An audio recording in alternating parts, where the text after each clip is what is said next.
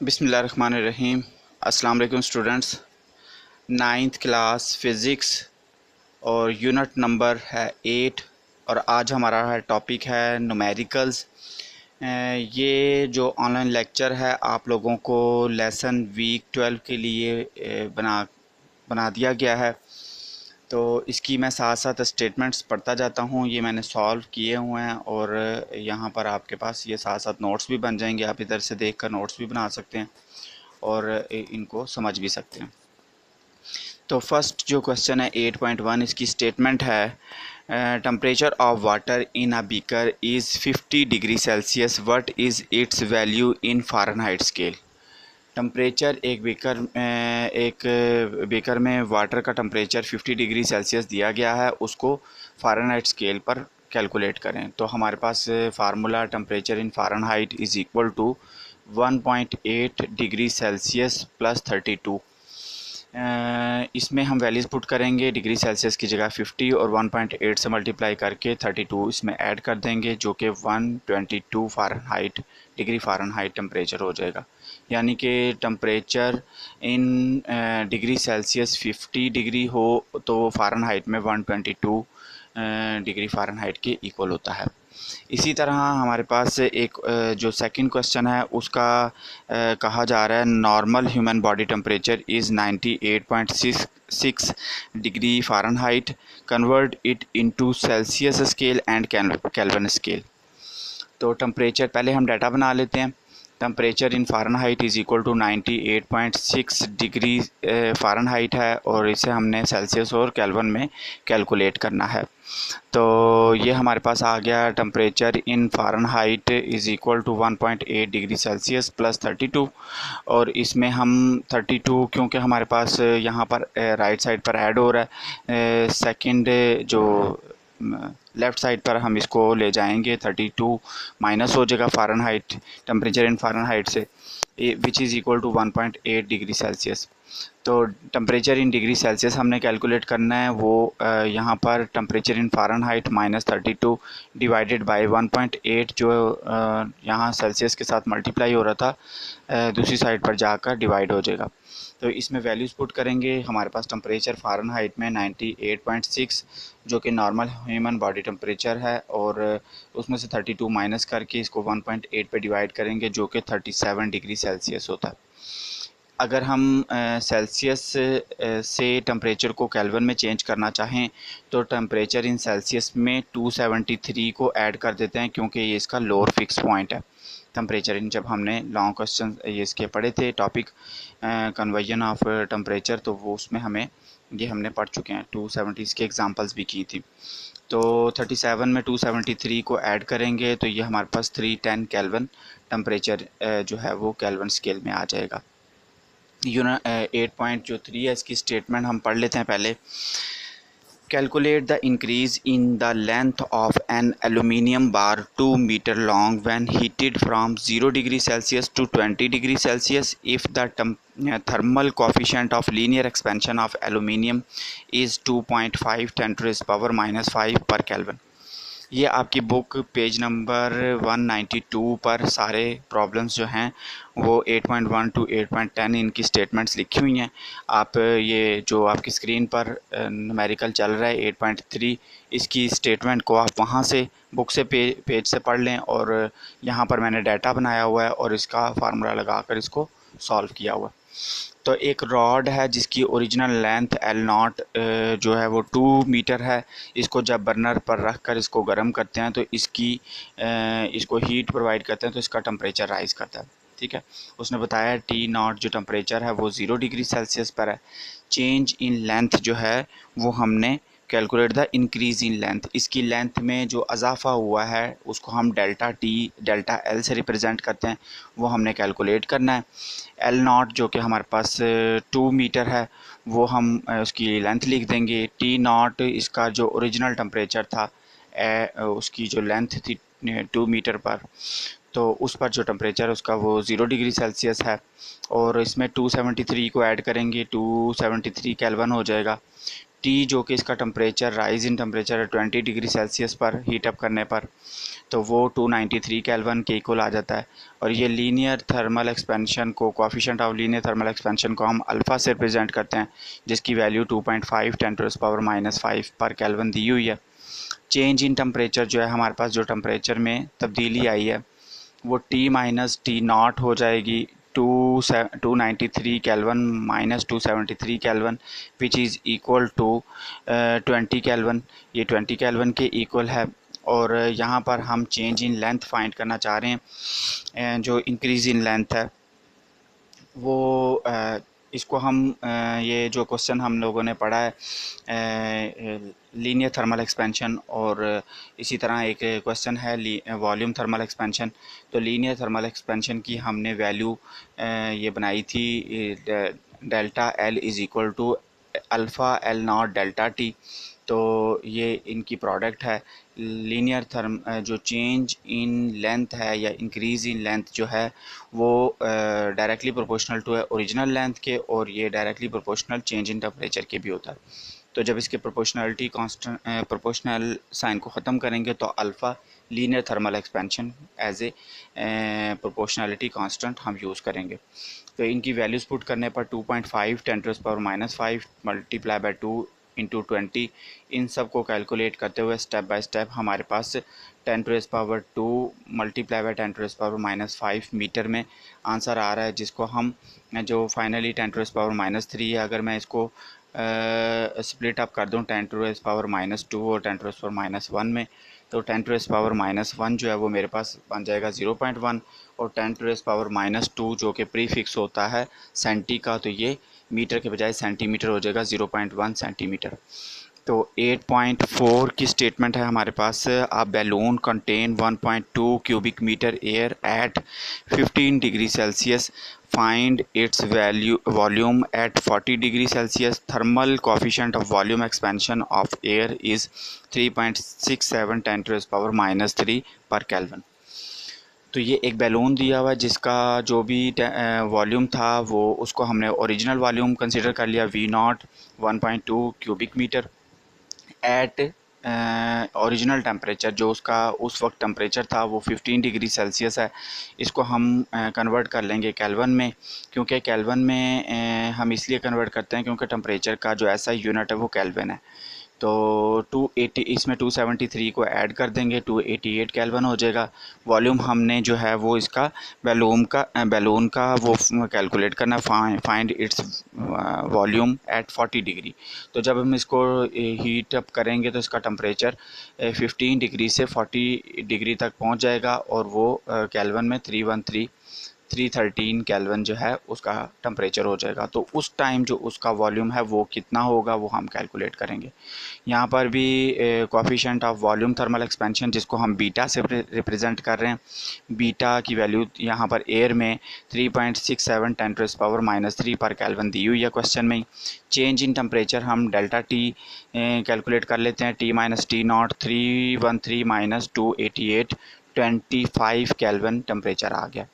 Formula हमें पता है, जैसा कि हमने चेंज जो है वॉल्यूम टेम्परेचर चेंज होने पर जो वॉल्यूम इंक्रीज़ कर जाता है उसको हम V=V0 into 1 plus beta delta T से रिप्रेजेंट करते हैं। यहाँ पर बीटा की वैल्यू पुट करेंगे और ये हमारे पास आ जाएगा 1.2 इंटू 1 प्लस 3.67 10⁻³ मल्टीप्लाई बाय 25।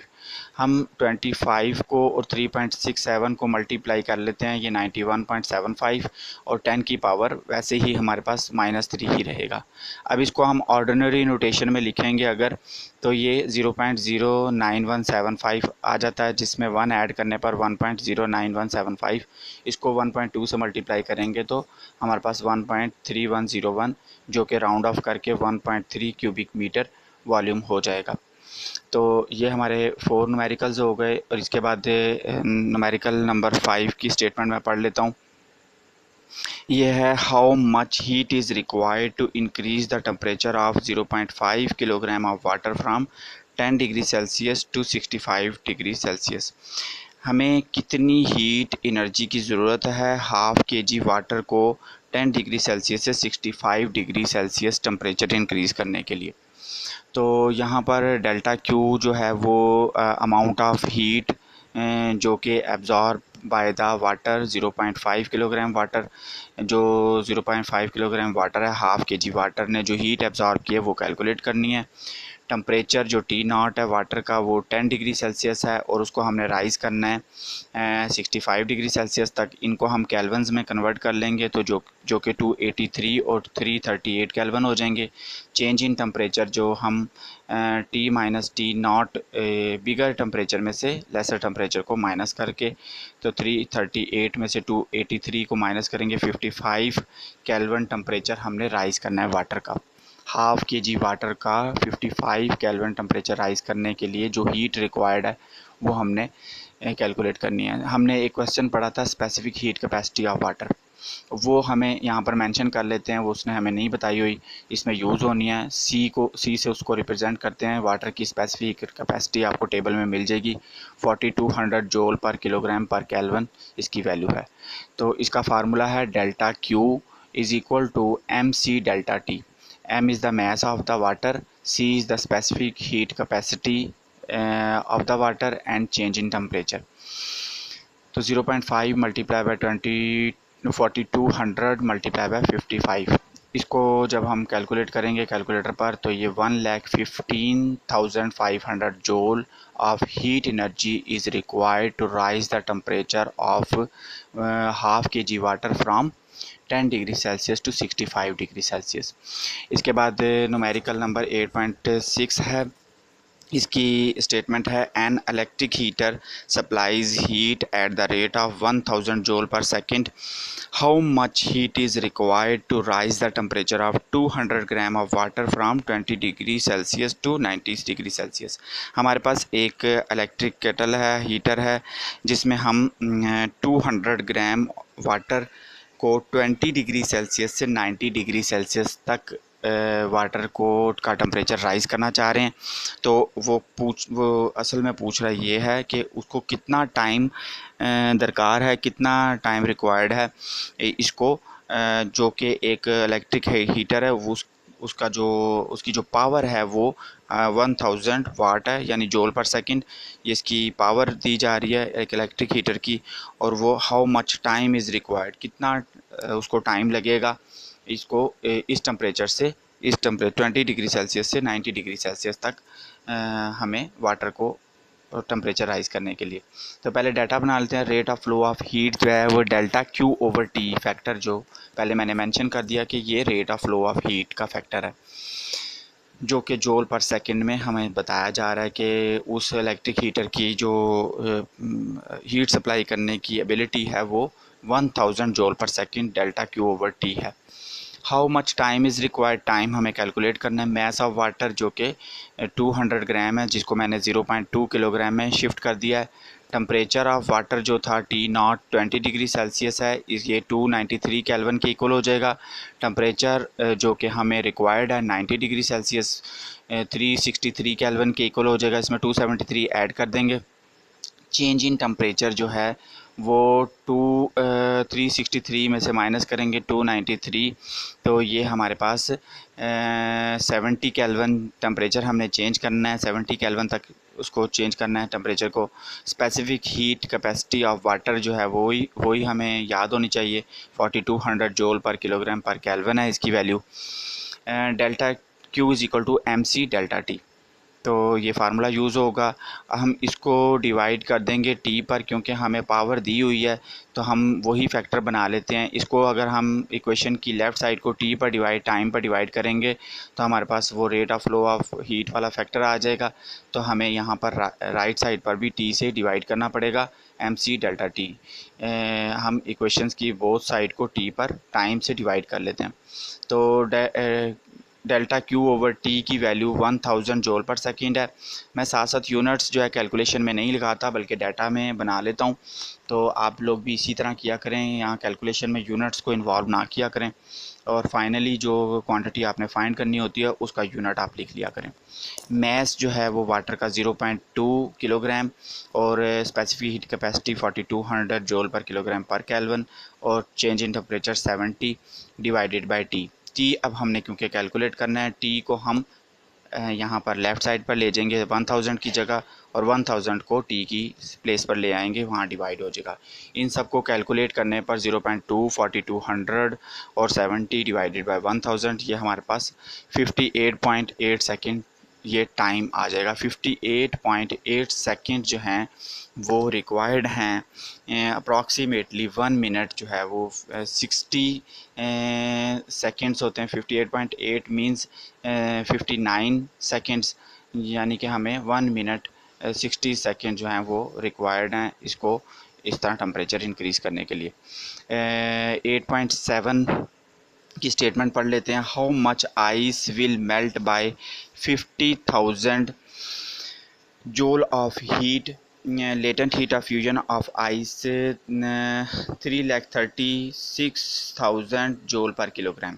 यहाँ हमें latent heat of fusion of ice, जब आइस को हमने 50,000 जोल हीट एनर्जी प्रोवाइड की तो वो मेल्ट, वो कह रहा है कि how much ice will melt, कितनी आइस जो है वो 50,000 जोल ऑफ हीट से मेल्ट कर जाएगी, जबकि latent heat of fusion of ice भी हमें दी हुई है। तो हम क्या करेंगे, डाटा में पहले लिख लेंगे how much ice will melt, हमने मैस ऑफ आइस कैलकुलेट करना है।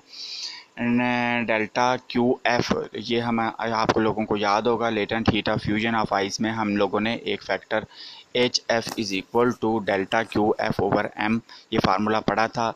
हीट ऑफ फ्यूजन जो कि एच एफ है और लेटेंट हीट ऑफ फ्यूजन और heat absorb by the ice वो फ्यूजन के लिए डेल्टा क्यू एफ है वो 50,000 जोल है, वो मैंने लिखा हुआ है और हीट ऑफ फ्यूजन की वैल्यू भी दी हुई है। यहाँ हम फार्मूला पुट करते हैं H F is equal to delta Q F over M. तो हमें मैस फाइंड करना है, मैस को हम लेफ़्ट साइड पर हीट ऑफ फ्यूजन की प्लेस पर ले जाएंगे और हीट ऑफ फ्यूजन को इसकी प्लेस पर ले आएंगे, मैस की प्लेस पर। इन दोनों में वैल्यू पुट करेंगे 50,000 जोल डिवाइडेड बाय 3,36,000, हमारे पास 0.1488 किलोग्राम में आंसर आ रहा है।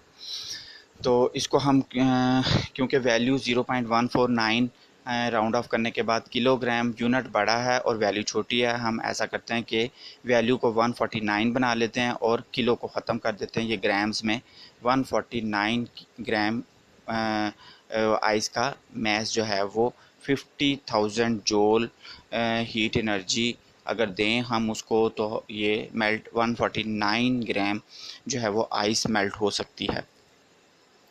तो इसी तरीके से 8.8 की स्टेटमेंट मैं पढ़ रहा हूँ, ये वेरी इंपॉर्टेंट, थोड़ा सा लेंथी भी है और कंसेप्चुअल भी है क्वेश्चन, इसको गौर से समझ लीजिएगा। Find the quantity of heat needed to melt 100 gram of ice at -10 degree Celsius into water at 10 degree Celsius.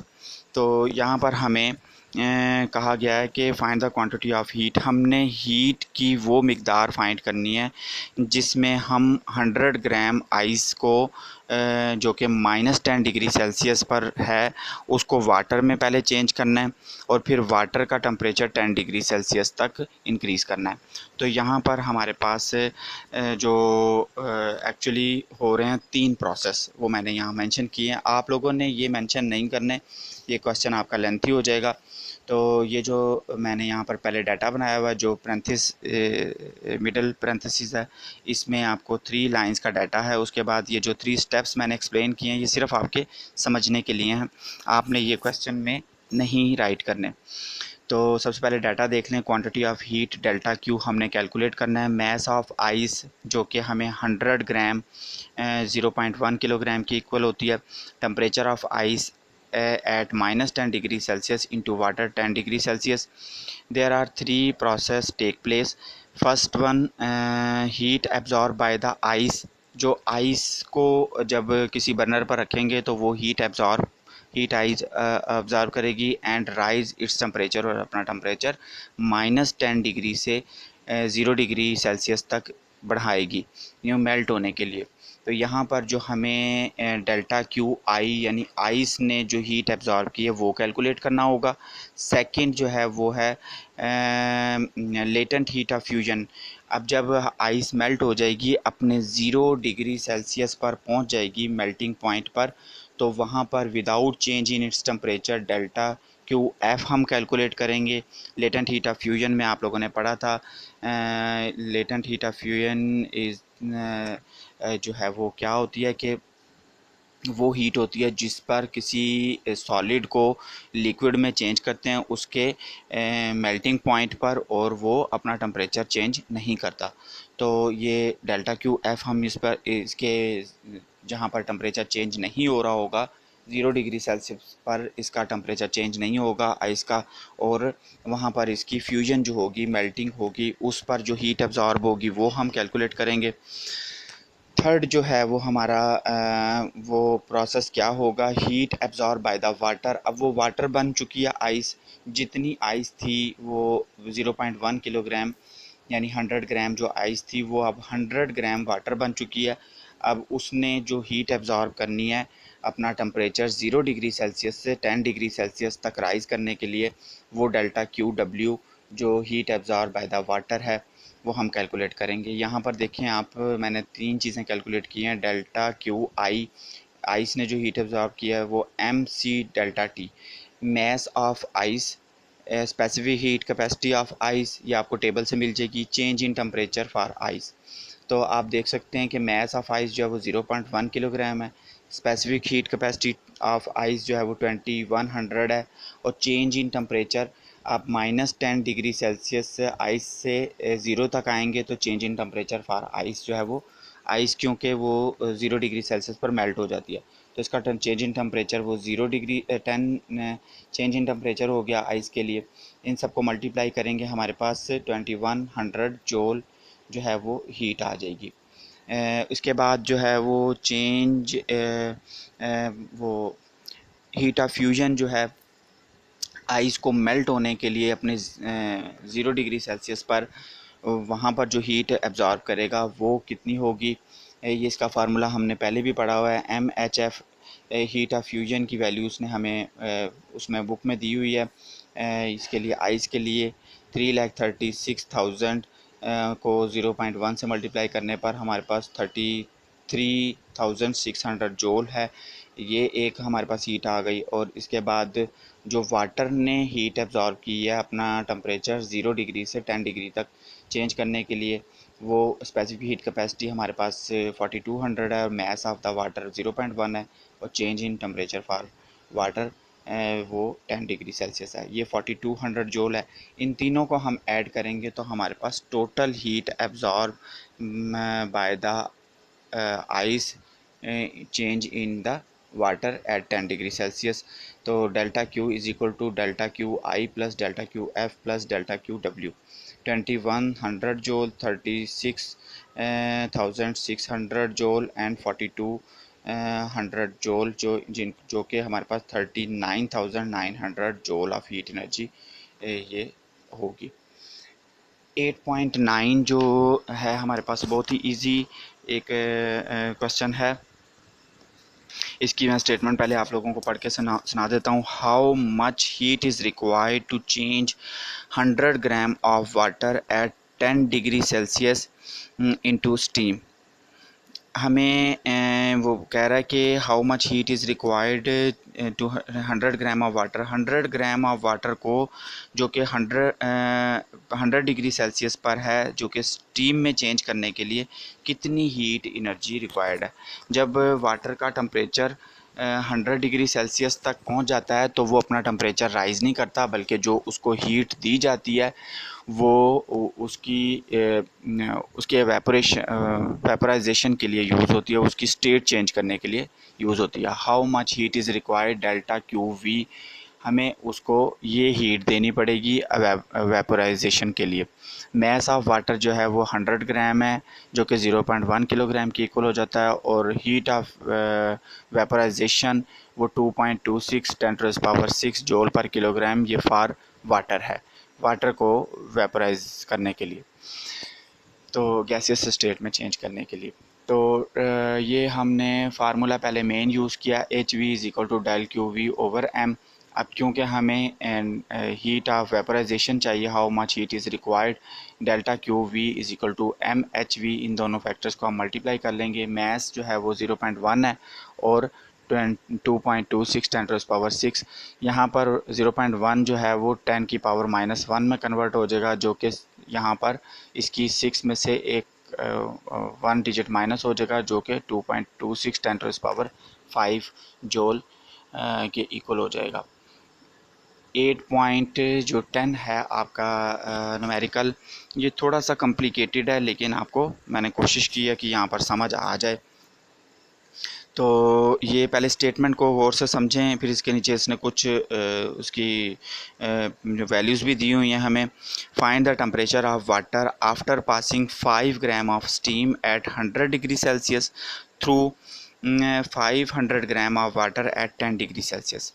इसका मतलब ये है, वो ये कहना चाह रहा है कि find the temperature of water, उस वाटर का टेम्परेचर फाइंड करें जो कि 500 ग्राम है वाटर, और उसका टेम्परेचर 10 डिग्री सेल्सियस है। हमारे पास 500 ग्राम वाटर एक बीकर में दिया हुआ है और उसका टेम्परेचर 10 डिग्री सेल्सियस है। उसमें से 5 ग्राम स्टीम, जिसका टेम्परेचर 100 डिग्री सेल्सियस होता है। स्टीम का और बॉइलिंग वाटर का जो टेम्परेचर होता है वो 100 डिग्री सेल्सियस होता है। तो इसमें स्पेसिफिक हीट ऑफ वाटर जो कि हमें पता है 4200 joule per kilogram per kelvin है। Latent heat of vaporisation of water 2.26 10⁻⁶ joule per kilogram, ये भी वैल्यूज़ दी गई हैं। यहाँ आप लोगों को पता चल गया होगा कि हमारे पास ½ kg जो है वो वाटर है और उसका टेम्परेचर 10 डिग्री सेल्सियस है, जिसमें से 5 ग्राम बड़ी मामूली सी स्टीम जिसका टेम्परेचर 100 डिग्री सेल्सियस होता है वो उस पे से गुजारी गई है या उसमें इनपुट की गई है, इनहेल की गई है। तो उसका आपको पता है कि टेम्परेचर जो है वो राइज़ करेगा, क्योंकि टेम्परेचर जो स्टीम का है वो ज़्यादा है बनिस्बत वाटर के टेम्परेचर के।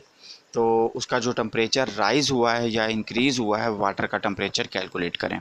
तो वो हमने टेम्परेचर कैलकुलेट करना है। टेम्परेचर ऑफ वाटर हमने टी जो है वो कैलकुलेट करना, उसके मैंने आगे क्वेश्चन मार्क लिखा हुआ है। Mass of the steam MS जो कि 5 ग्राम है, इसको किलोग्राम में शिफ्ट कर दिया 0.005 kilogram. Mass of the water जो कि MW से रिप्रेजेंट किया मैंने 500 ग्राम है, जो कि 0.5 किलोग्राम के इक्वल हो जाएगा।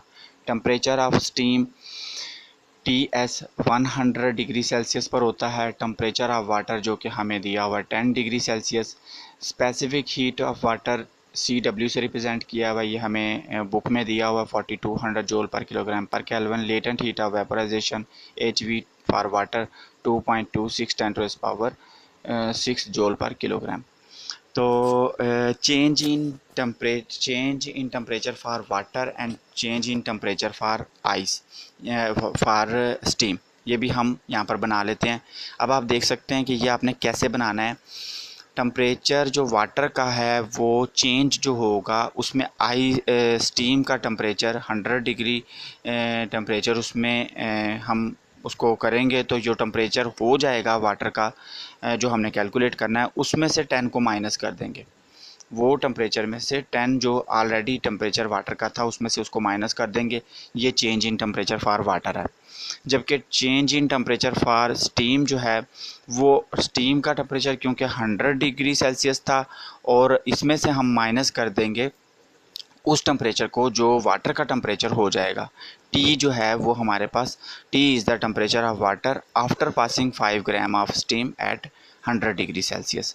तो जब 5 ग्राम स्टीम जो है 100 डिग्री सेल्सियस पर उस वाटर में से पास करेगी जिसका टेम्परेचर 10 डिग्री सेल्सियस है, तो जाहिर सी बात है उस वाटर का टेम्परेचर तो राइज़ करेगा। तो वो ही हमने कैलकुलेट करना है। तो वो कैसे कैलकुलेट करेंगे, यहाँ पर हम एक इक्वालिटी बना लेते हैं, हीट एब्जॉर्ब बाय वाटर। जो उस 500 ग्राम वाटर ने हीट एब्जॉर्ब की है वो किसके इक्वल है, वो किससे एब्जॉर्ब की है, हीट गिवन बाय स्टीम, उस स्टीम ने जो हीट उसको वाटर को दी है। ठीक है, तो ये हमारे पास आ जाता है delta Q W is equal to delta Q V plus delta Q S. अब डेल्टा क्यू वी जो है वो वेपोराइजेशन, स्टीम में वेपोराइजेशन भी हो रही होती है और जो हीट जो है स्टीम की वो भी हमने इसमें ऐड करनी है। तो इसका फार्मूला हमारे पास है डेल्टा क्यू डब्ल्यू का एम सी डेल्टा टी। यहाँ मैंने मैस भी वाटर का, स्पेसिफिक हीट कैपेसिटी भी वाटर की और चेंज इन टेम्परेचर भी वाटर के लिए यूज़ किया। तो आपके पास जो M Q delta Q V है इसका फार्मूला एम एच वी है, और स्टीम का मैस और लेटेंट हीट ऑफ वेपराइजेशन ये वैल्यू लगेगी। मैस जबकि डेल क्यू एस में एम सी डेल्टा टी में mass of steam, specific heat capacity for water, क्योंकि जो स्टीम की स्पेसिफिक हीट कैपेसिटी है वो वाटर वाली ही है, और change in temperature for steam. तो इनमें वैल्यूज़ पुट करते हैं, इनको कैलकुलेट करते हैं और हम टेम्परेचर फाइंड करने की कोशिश करते हैं। तो 0.5 को जब 4200 से मल्टीप्लाई करेंगे तो ये 100 मल्टीप्लाई बाय T-10 वैल्यू आ जाएगी लेफ़्ट साइड पर। इसके ये इक्वल होगी 0.005 को जब आप 2.26 10⁻⁶ से कैलकुलेटर की मदद से जब इसको मल्टीप्लाई करेंगे तो ये आपके पास ऑर्डिनरी नोटेशन में 11,300 वैल्यू आ जाएगी। 0.005 को जब आप 4200 से मल्टीप्लाई करेंगे तो ये 21 आपके पास वैल्यू आ जाएगी। इसको हम मल्टीप्लाई करेंगे 100 माइनस टी से, जो कि change in temperature for steam है। अब यहाँ लेफ़्ट साइड पर देखें आप, 2100 मल्टीप्लाई बाय टी माइनस 21 को जब 10 से मल्टीप्लाई करेंगे 21,000 हो जाएगा। इसके बाद राइट साइड पर 11,300 वैसे ही हमने नीचे उतार लिया, और 21 को जब 100 से मल्टीप्लाई करेंगे 2100 माइनस 21 को टी से, तो माइनस 21 टी हो जाएगा। अब यहाँ राइट साइड से माइनस 21 टी को हम लेफ़्ट साइड पर 2100 टी के पास ले जाएंगे, वहाँ जाकर इसकी वैल्यू प्लस हो जाएगी, और ये तीनों वैल्यू जो कि 21,000 यहाँ लेफ़्ट साइड पर माइनस है वहाँ जाकर राइट साइड पर पॉजिटिव हो जाएगी। इन तीनों वैल्यू को जो कि 11,300 प्लस 2100 और 21,000 को ऐड करने पर हमारे पास वैल्यू आती है 34,400, और यहाँ पर लेफ़्ट साइड पर 21,021 जो कि टी से मल्टीप्लाई हो रहा है। अब 21 को इस पर डिवाइड कर देंगे 34,400 पर, तो ये 16.2 डिग्री सेल्सियस जो कि टेम्परेचर ऑफ वाटर हो जाएगा। क्योंकि टेम्परेचर ऑफ वाटर जो था आप देख सकते हैं ऊपर टेम्परेचर ऑफ स्टीम 100 डिग्री है, temperature of water 10 degree Celsius है, लेकिन 5 ग्राम स्टीम जो है वो 100 डिग्री सेल्सियस पर थी, और वो उस 500 ग्राम में से पास हुई है, और उसका टेम्परेचर 10 डिग्री सेल्सियस से बढ़ाकर 16.2 डिग्री सेल्सियस उसने कर दिया स्टीम ने। तो ये हमारा लास्ट न्यूमेरिकल था, और ये बड़े इम्पॉर्टेंट न्यूमेरिकल हैं बेटा। अगर आपको इसमें समझ ना आए तो आप मुझे कमेंट्स कर सकते हैं। वीडियो को एक दफ़ा 2 दफ़ा जितनी चाहे मर्ज़ी दफ़ा देखें आप, और ये आपकी सेकंड वीडियो है, और फर्स्ट वीडियो जो है आपकी इसी वीक की वीक 12 के लिए वो लीनियर थर्मल एक्सपेंशन और वॉल्यूम थर्मल एक्सपेंशन है, वो भी आप देख लीजिए। वो क्वेश्चन करेंगे तो आप लोगों को इसमें कुछ न्यूमेरिकल्स हैं वो भी समझ आ जाएंगे। तो इन न्यूमेरिकल्स को बेटा अपने नोट्स में शामिल कर लें, नोट्स बनाए मैंने आप लोगों को, ये असाइनमेंट दी हुई है, इसके पेज पर क्वेश्चंस बना के दिए हैं, वो आप अपने कॉपीज़ के पेजेस पर इसको सॉल्व करें, समझें, और साथ साथ इसको सॉल्व करें, ज़बानी करने की कोशिश करें, खुद से करने की कोशिश करें। तो ये लॉन्ग क्वेश्चंस में आ जाते हैं 7 और 8 चैप्टर, इनमें से या न्यूमेरिकल आता है या 7 वाले में से न्यूमेरिकल आता है। तो ये आप अपने नोट्स बनाएं इसके। ठीक है, थैंक यू, अल्लाह हाफिज़।